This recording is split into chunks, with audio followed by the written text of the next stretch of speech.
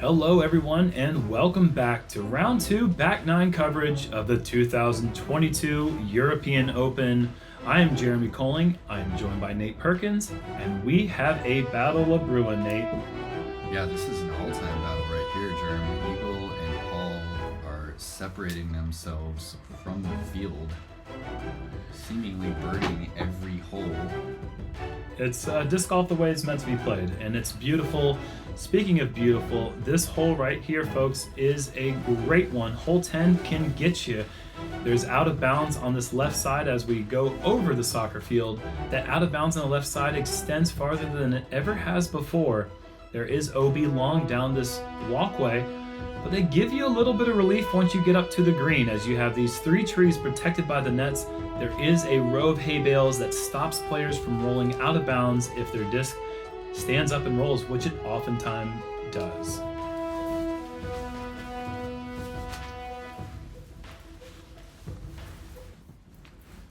Eagle going C-line DD3 here. Just riding so much momentum. He has really found a groove. This is looking to be absolutely perfect. A lot of players are laying up to that middle section, not necessarily trying to get the extra distance around the corner. When the player does elect to go for the big shot, it really brings that out of bounds early into play. But that's for the normal person, not for Eagle. Paul's just been rocking these forces. Haven't seen him throw a Zeus yet. You get into a groove. And Paul has certainly been in a groove thus far. Stick with what's working. And that's what I mean by that's the fattest part of the landing zone. That's where most players are going to elect to land. That'll give Paul about 350 to 360 into the green. James going photon here. A bit wide, but just hyzering in front, and that'll be fairly near Paul's drive. That tree out on the right is a great aiming point, especially if you're planning to throw a power hyzer.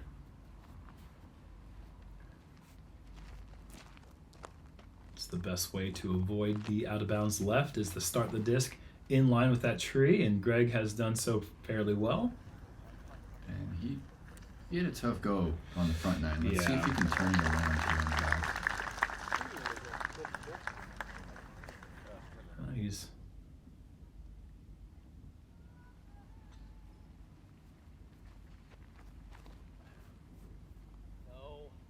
That's just a little bit lacking on the commitment, but it might get a decent roll, but potentially obstructed.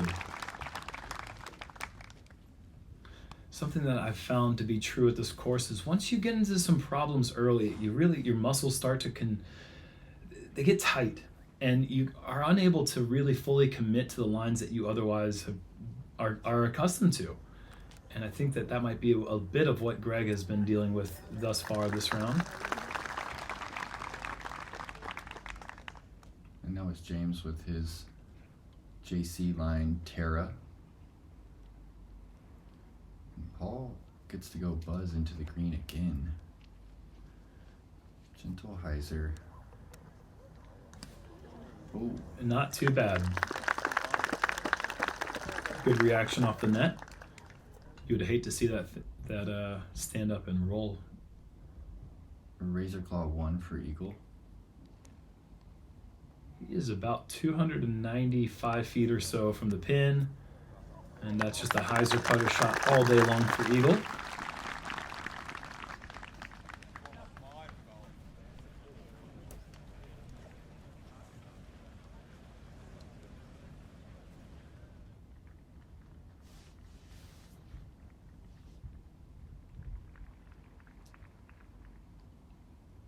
James just inside the circle and just under the band. Yeah, it's ideal scoring conditions. We will see if these guys continue to press these low numbers and potentially set a new course record today. I mean, the way things are going, it looks like it could potentially be in danger. And there's a nice birdie for Gregg. The thing is, there's a lot more birdies on the front nine than there are on the back nine, and the bad holes in the back nine, or the hard ones, are a lot harder. Yeah.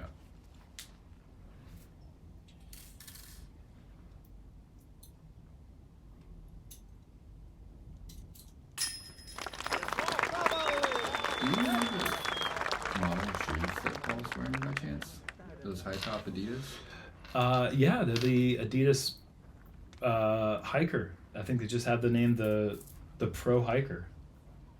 I was wearing those for a real? little bit. Yeah. Okay. Yeah. I thought you were just messing with me right No, now. I actually like them a bit. They're they have a soft knit, stretchy top, and the Ultra Boost sole, which normally is a little bit too squishy for some players, but it's actually nice and stable. And of But that course, being Eagle McMahon still rocking the Vivo barefoot, one of our presenting sponsors Exactly, of the European Open. so many different styles of footwear out there on the market, and people like the barefoot style, people like the rugged trail shoes. There's so many different preferences. Sometimes you have to pick your shoes based on the type of tee pads and terrain, and sometimes you pick which is most comfortable for your foot. Anyways, you guys know about that. You have feet, hole 11 and par 3. 435 feet. I will not say 394 because it is just simply incorrect. 435. That makes a lot of sense. It's a lot longer than it says, and it makes sense when you throw 494 and you're still 45 feet short. I know it's not perfect math, so please don't take points against me for that. Eagle just going simple This is high. the slowest I run know, up it's- ever. This sport is so easy, Nate. I can't even So tell easy you when he does how it. easy it is. Just a few steps. Just so much core rotation. You can hardly see it if you don't know what you're looking for. You know, the game proofer. Yeah, did They need did to Eagle be do it? spending an entire day with Eagle, and they need to Okay. have sports science. Yeah. And every single scientist that we have in the sport needs to tell us what's going on with Eagle and how he's able to do it. See, Paul, at least. Yeah, you that can at tell least that looks there's, like an some effort. pace into it, Yeah. Yeah. Oh, Stay just safe. hanging on, Oh, there's our guy, Terry Miller. helping out Terry, with what'd you the. see down there? Did you get it? Is he in? Believe so. Yeah, Nate, he's in. James going with his stable photon.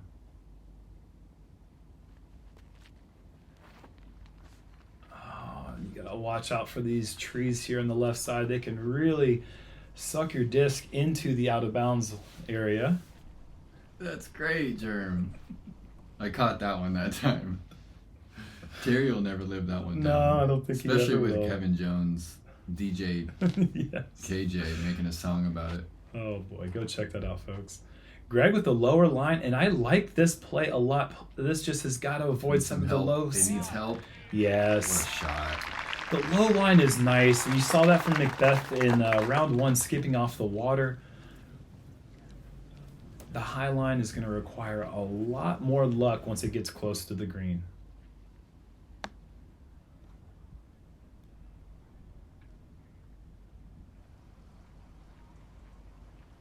To save par.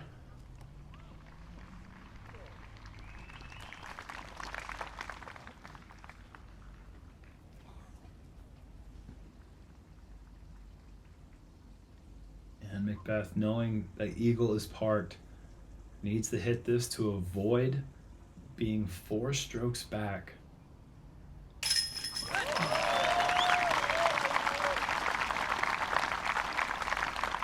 There's that face. I really like the 3 camera angles that we just Yeah. got to see right there. That one from the side is pretty unique.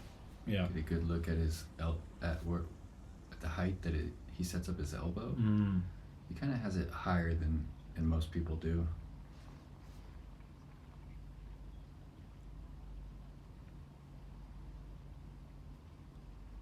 That's the one who putts like no one else, Gregg Barsby, with the stabby push putt nose down hyzer. If there were baskets with no chains, Greg 7-time world champion. would be one of the better putters. Oh, good. Absolutely.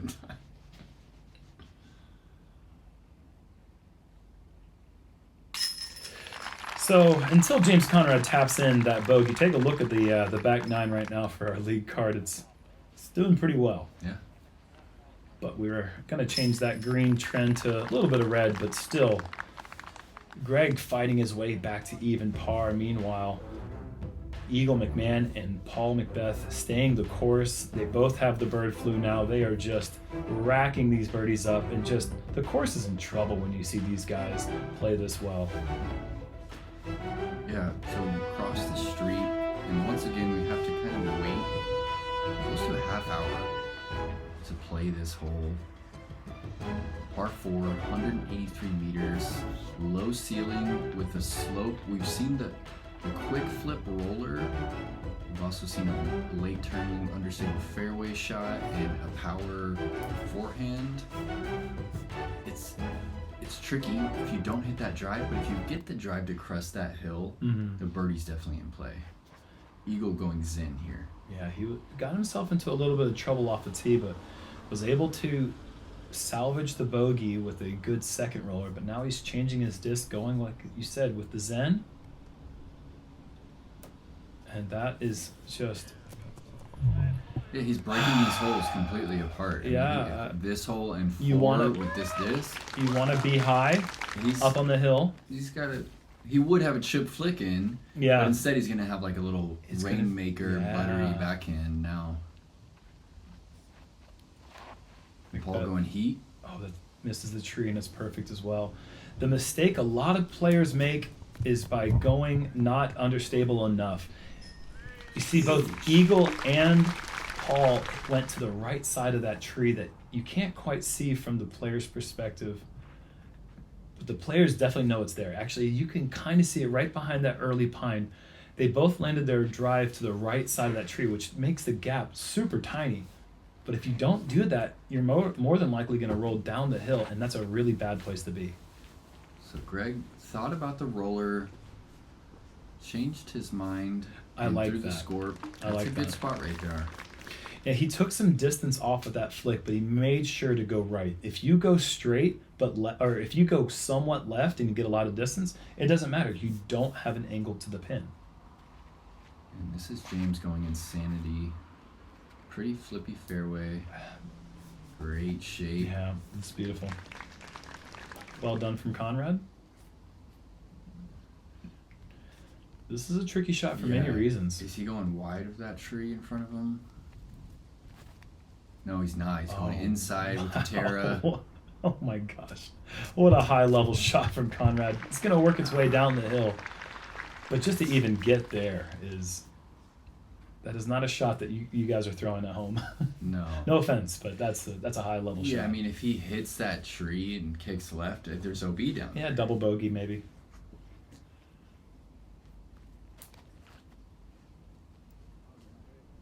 That is another fantastic look.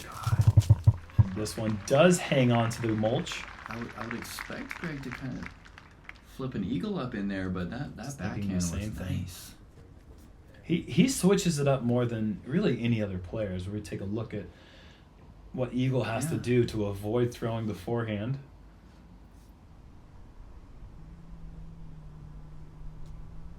And instead he'll just have an eagle too. Whoa! Catches some metal right there, Germ. Don't I ever mean- throw a forehand ever again if your name is Eagle McMahon. His game is just gonna develop at such a rapid pace. He would never throw that shot last year.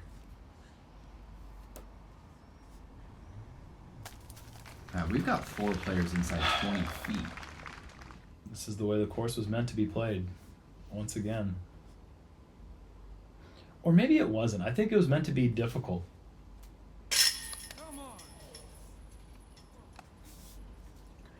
That's a tough place. That low, it's so hard to get the right type of chains. Even though that was center, it's just too high coming in at that angle. That's unfortunate for him to not score after taking the risk with that inside line with his Terra, skipping up just past the pin and then having that. And then tough hitting the of a middle of the putt. chains. Yeah. It's just at that point of the basket, there's really no suspension for the chains to catch it. You're going straight up into the top catching, or the chain what would you call it? The chain suspension top? what would be the technical name for that? I don't know. But the top of the basket, just unable to really catch those discs coming in with any sort of velocity, and unfortunate. But man, that hole was still decimated by our card.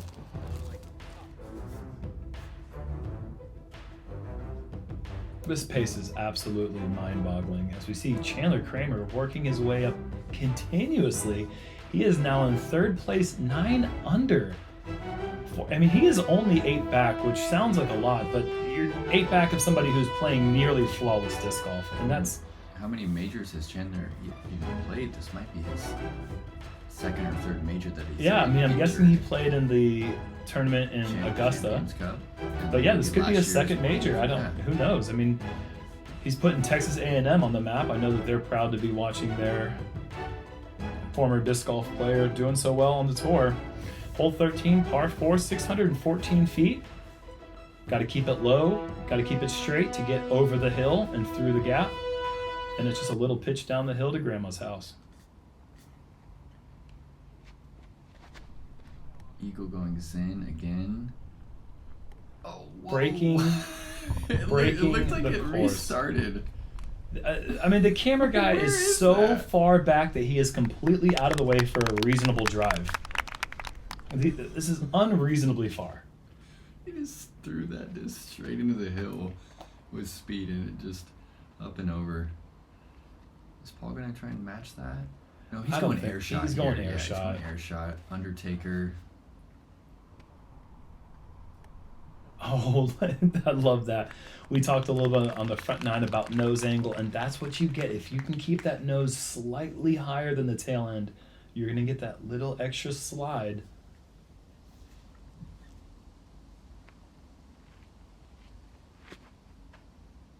Barsby shaping this one beautifully. He is starting to hit a rhythm here. All birdies on the front 9, and he is now under par for the round. That is a tough thing to do when you get out of sorts early, and you got to applaud the man. He is starting to feel it. Okay, this is James Flippiest Photon.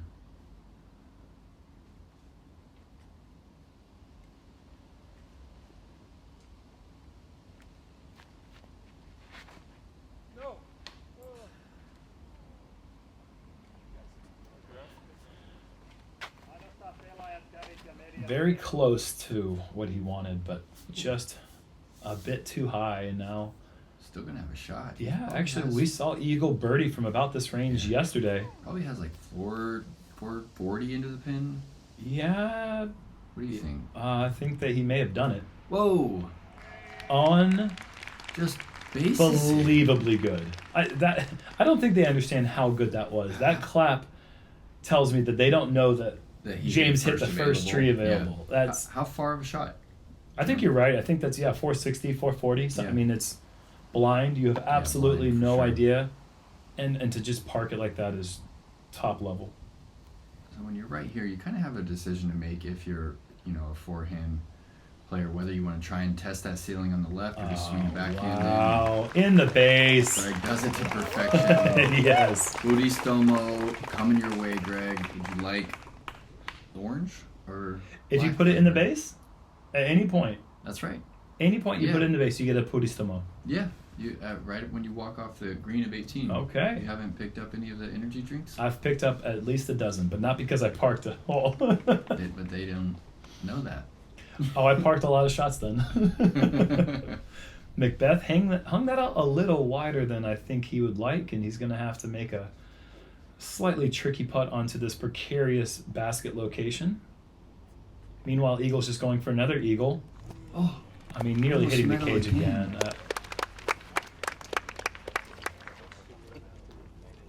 And it lands outside the circle, actually. It's easy to do on this pin. McBeth actually well short of the circle. He is about 16 meters out.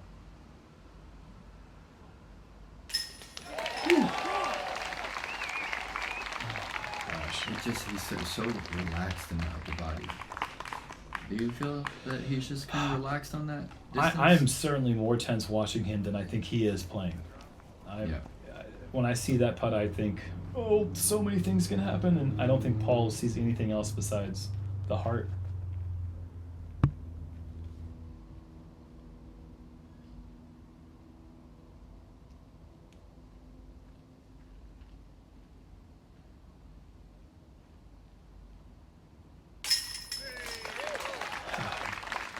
Have you ever had an object and then just placed it on a shelf? Just reached out and let go of it, and it would landed on the shelf, but you didn't even throw it? I feel like that's exactly what Eagle's doing with his putting. That's what it looks like. He's dropping a jar of peanut butter on the shelf. That is a monster birdie. And we're going to see Gregg come up here and tap in his Pudistamo drop in. Yeah. And that is a pretty impressive star frame right there from our lead card.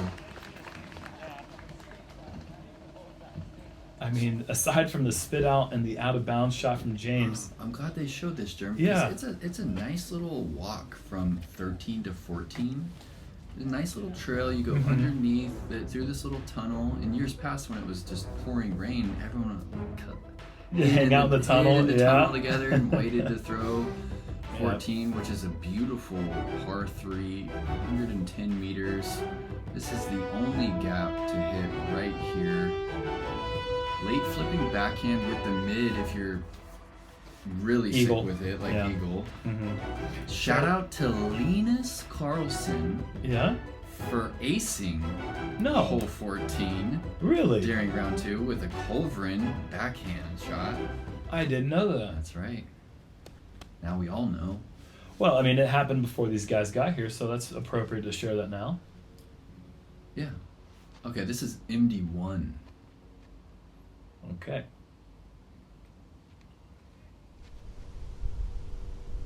Oh, early release. No.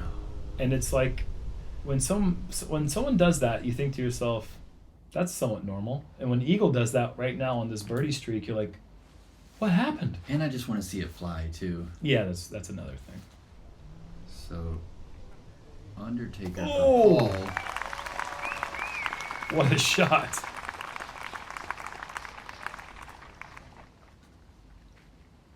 Gregg going Scorpius. He wants a little bit of flex out of the hand. Yeah, flip up just slightly. It didn't quite flip up the way he'd like. I was about to say, I don't think it's going to go in the wood line, but it got there pretty quick.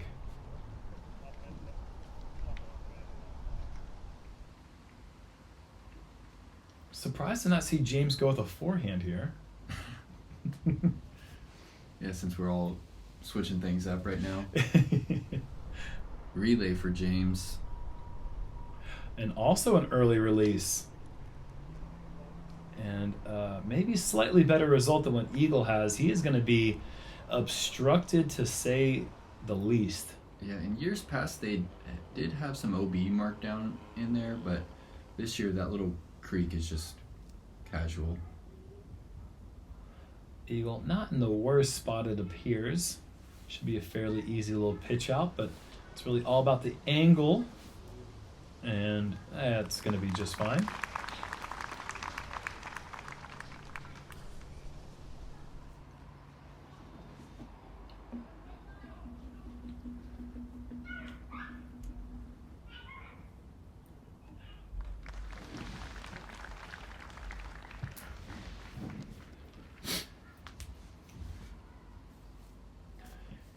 I think Gregg might give this a little bit of a run. He is pretty good at setting these in the basket. And there's just nothing really stopping him from giving this a full bid. Yeah, that was definitely not a layup pace. But it looks like McBeth will be the only person going under par on 14. And this is really the last easy birdie there is.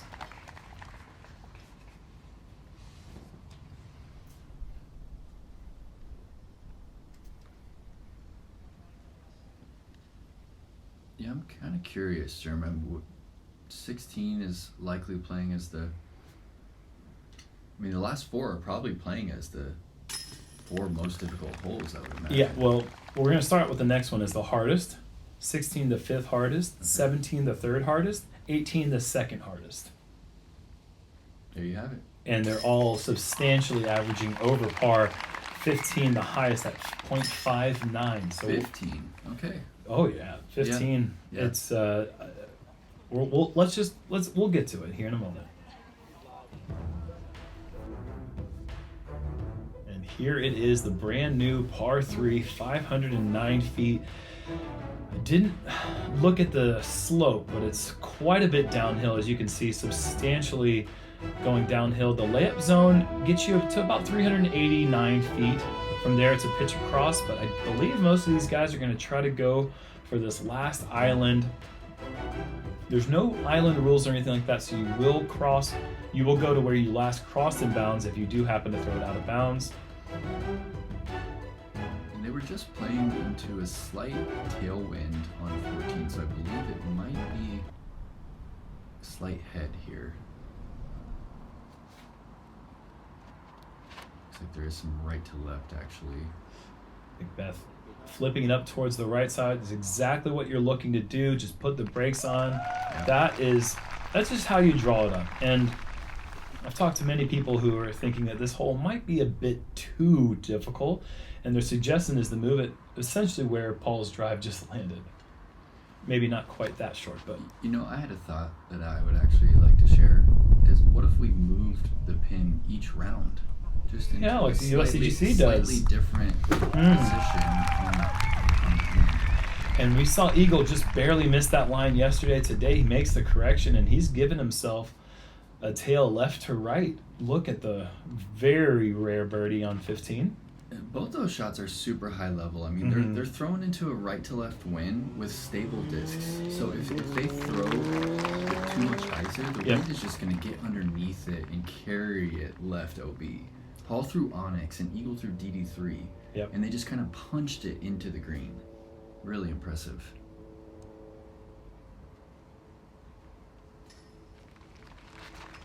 And James is also going to lay this one up. Is it going to hang on or hyzer out? It's going to be close. Oh, it's actually not close at all. He's safe by a mile. I got to give a shout out to a guy I played with, Mikael Rastanen, who went the hyzer line, and we didn't have a spotter, so we couldn't tell if he was in bounds or not. We thought he was out of bounds. So he threw a provisional, never crossed in bounds. Threw another one. We got up there, and he was right next to the pin. He was looking at taking a 7, ended up taking a 2. Well, that's the best news. It was a great feeling, you think you're taking a 7 and you get a birdie. Good for him. That's a good shot. That's a huge hyzer. He has a tremendous amount of power. Gregg with a good approach. He'll have an easy par on 15, which kind of feels like a birdie in some ways, knowing how difficult it is playing.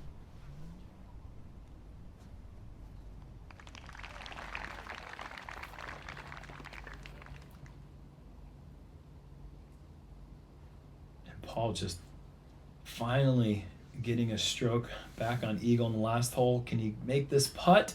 Oh, a great effort. He just got lifted just enough to hit the band.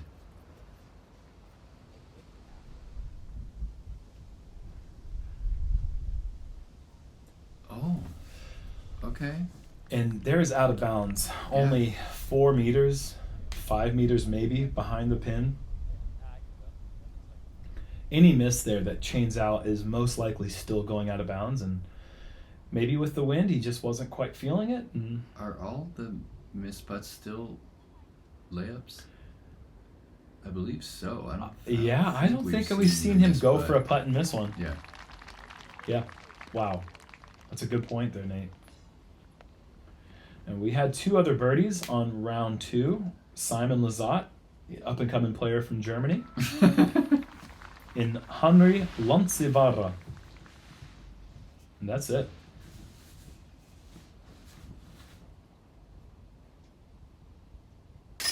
Lontsivara. That makes sense for why this is the most difficult, because not necessarily the most dangerous hole, but the hardest one to birdie. Oh, there's danger lurking. If you decide that you want to go after that $10,000 bounty and try to go for the ace, if you try to take the hyzer line, which is fairly open, it becomes very Rethrowing, problematic because where you went out of bounds is most likely going to be behind a tree, a blind approach, and that hole can sneak up and get you. Okay, I know we keep talking about Chandler Kramer, but he's really 10 down through 15. He's keeping pace with McBeth right now. He definitely is. And here we are into hole 16, brought to you by Ford, one of the premier sponsors of the President's Cup and the European Open, and one of the more iconic holes in the game, period. I mean, yeah. This is a very unique hole. If you throw out of bounds, you're re-throwing without a penalty stroke. That means tee shot and your approach. Any If you shot. take a look at this green right here, hay bales are preventing the forehand from skipping or rolling out, but the back of this green is not protected, and it is very hard to gauge the distance. And if you don't get a good tee shot off, you're left in that kind of awkward 350 range, and So you can hard to just lay keep up. re-throwing this over and over again. We've seen people ruin their tournament Absolutely. on this hole. Ricky Wysocki was about to take the great McBeast down here at the Beast one year, but he ran into problems on hole 16 and it cost him the event, and it's happened to Was that many others. 2019?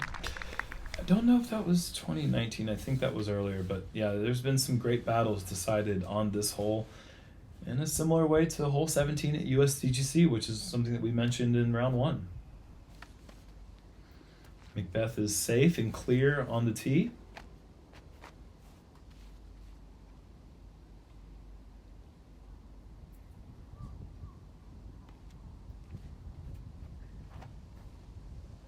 Eagle with a heavy hyzer, but this should be wide enough to sit down nice. And oh, that tried to creep up on the out of bounds line. Instead, it's actually perfect.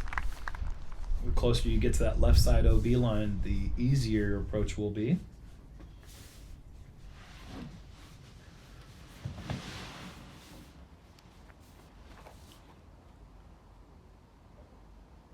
A little bit of a right to left wind helping these discs swing.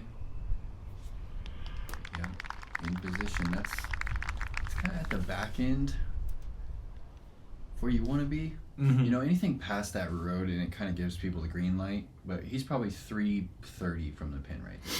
There is a 1,000 euro bounty for a 2 on hole 16, which brings up another shout out going to a former player in this event, a Finn with a great attitude, a friendly person with a lot of power. Jiri Salonen, in years past, I forget what year it was, went for the green off the tee and landed it safe. He did not make the putt, but the easiest 3 of all time. I've never heard that before. Yep. And Gregg going scorp again. Hits it with This- some, and he needs some late lift. And Gregg Barsby will be rethrowing. He's right in the 330 range. Yeah.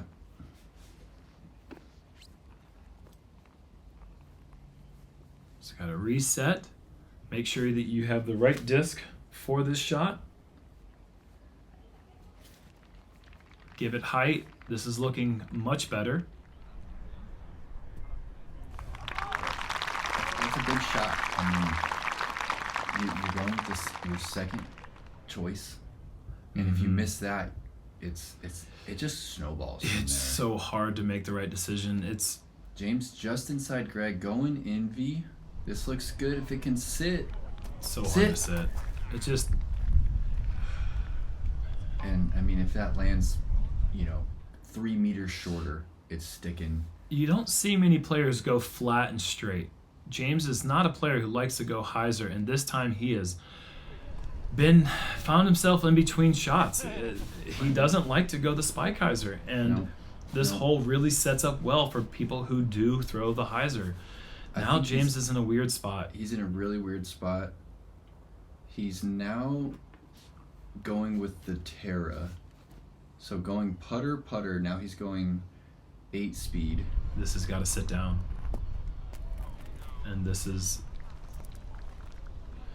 a tough job. You volunteer out here. There's many jobs you can get, but being the island spotter at 16 is probably one of the worst gigs you can get because you're holding up that red flag more often than not. Okay, now he's. Oh on his no, fourth James! shot. This doesn't going really have a chance. fireball. Oh, Germ, this is tough to watch. And at a certain point, you have to ask yourself, when do I just throw a putter to the front? I think he might have done just that. A cerebral person, he's going to have to sit with his thoughts for a moment and recollect himself as he tries to finish this round with hopefully a couple looks for birdie to wipe away what's going to be a really tough score here on 16.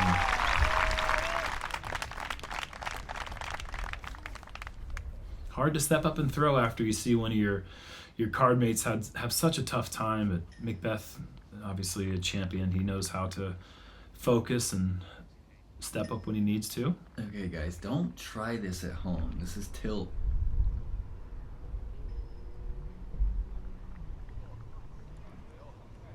What a break. That's what I imagine happening when you throw the tilt. Is this going to continue to bounce and roll out the back? Wow. What a break right there.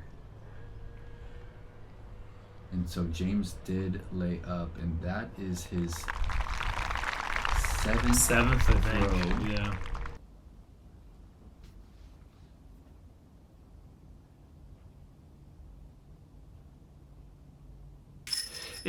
If I were Eagle McMahon, this is how my brain would work. I would be thinking after like the fourth straight make, I haven't missed a putt, and then that would be the end of it because I would then miss the putt. And I don't know when does he ever think to himself, wow, I am putting really well, and I'm throwing the disc really well. Does that thought ever cross his head or not? It's a great question, and honestly, I think that is one of the separators. Is that he's not really like living the story of his round, good or bad. It's just every moment he's in every moment.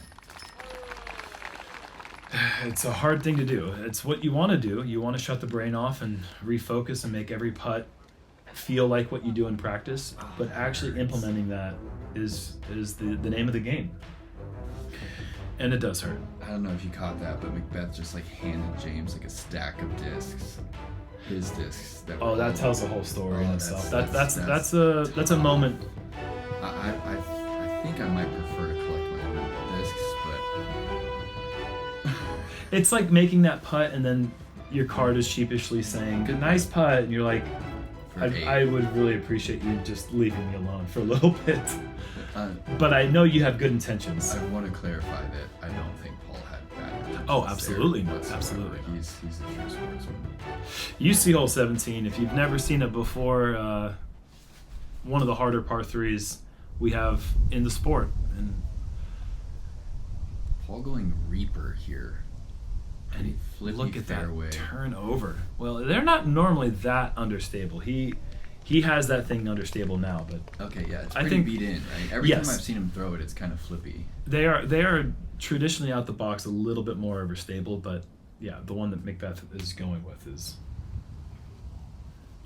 Can he recreate the magic with this MD1? This is turning over too fast. It needs to stop because this could. Okay.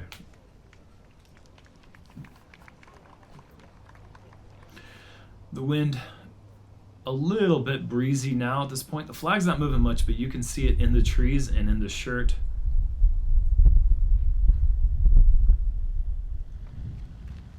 It's actually a slight headwind going at this angle. Gregg testing those trees. That's the way to get close with the forehand. But look at that terrible break. I've seen some incredibly exaggerated skips this week that was a bad on these one fairways. Up the hill. Yeah, that's the second one this round. Remember that one on hole 9? 9, yeah. James ripping over on this Terra. If that has the height, go. It just needed a little bit of edge to ride out. I love and just absolutely hate this hole in so many different ways. It is such a challenging shot, but it's right there in front of you. But it does require a bit of luck. You can try to match the angle as much as you want, but doing it from that distance with a little bit of breeze, it is so challenging to do.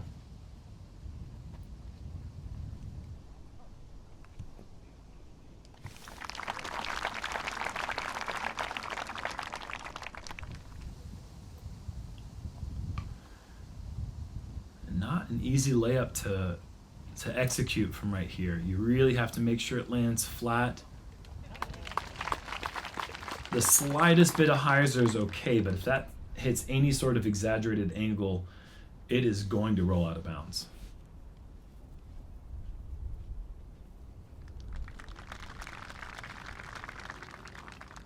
These scores are something else. It's been a long time since someone has been 13 strokes behind on the lead card. We got someone 15 strokes behind. James Conrad is 15 strokes behind Eagle right now. Which is unheard of, right? Yeah, we just don't see that very often. I mean, this is an all-time battle that we have. Look at Gregg's disc. Just standing vertical. Ugh. There were only 5 birdies on the day. Ezra Aderholt, Linus Karlsson stacking up the ace with the birdie on 17. Stanislaus Aman, Josef Berg, and Luke Bain. Those are birdies you feel really good about. So Eagle has a chance to break his course Yes, record he does. Here. He's 12 down going into hole 18. And what a par 4 it is, 213 meters. This tee shot is... what do you think's harder, Jerm? The tee approach. shot or the approach? Yeah. No, the tee shot, because the tee pad isn't necessarily ideal. It's not ideal. It's a little slick. Mm-hmm. And you have these light poles that line the left side of the fairway, and it really is tight on this left side with the OB line. McBeth likes to go high over these trees, and this is really nice. It's just going to stall out. But the problem is so many good shots just find their way right behind or inside these 4 or 5 scattered pine trees in the collection point of the fairway. The approach shot isn't that difficult if you throw a great drive, but if you're out of position, then maybe you can make a good argument that the approach is harder. That green is very small. Eagle going FD3 here. Gonna try and match Paul's shot, really. A little bit of turn out of the hand and just kind of stall in that wind. This is going to be left. That's too much hyzer. Yeah, this is in danger of going out of bounds. Again, the same thing as round 2 or round 1. It looks to be far enough left, but Eagle with his power gets to the back edge where it is the widest.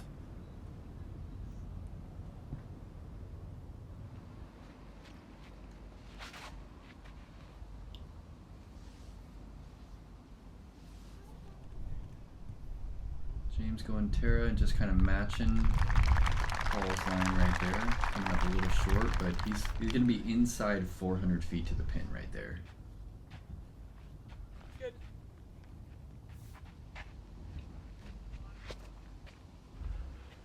Gregg testing the light poles with the forehand. Oh, and that's a beautiful tee shot right there. Oh, couldn't be any better.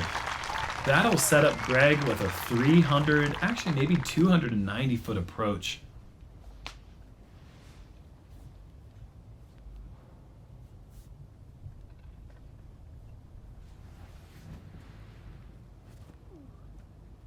James, this is high enough. Does it got the length? That needs to push. And it does not, and that will be an out of bounds early at the stake.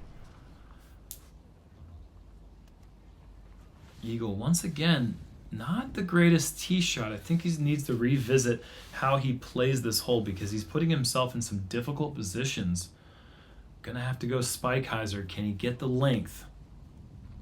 You know, it's a weird thing to say about Eagle's shots.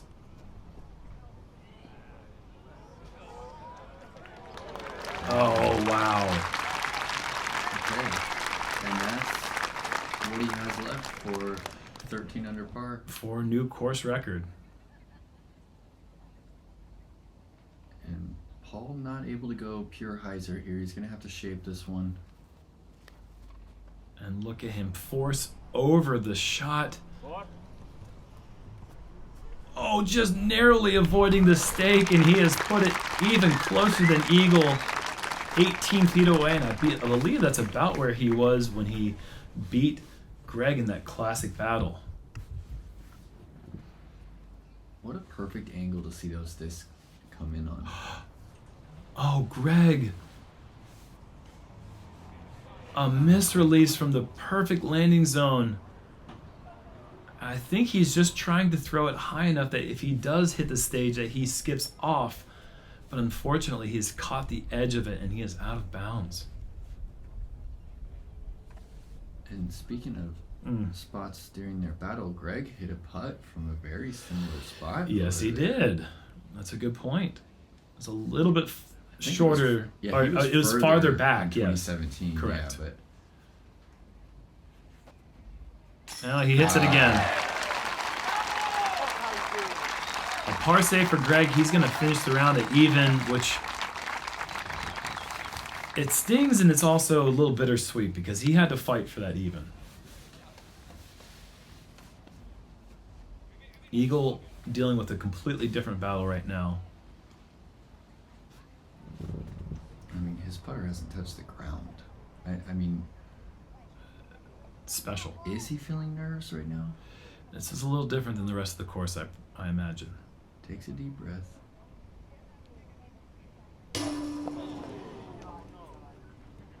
He's human.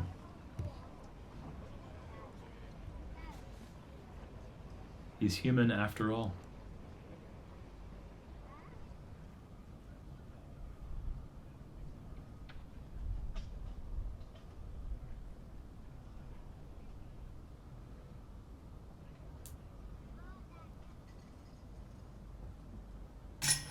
Woo! Hi there.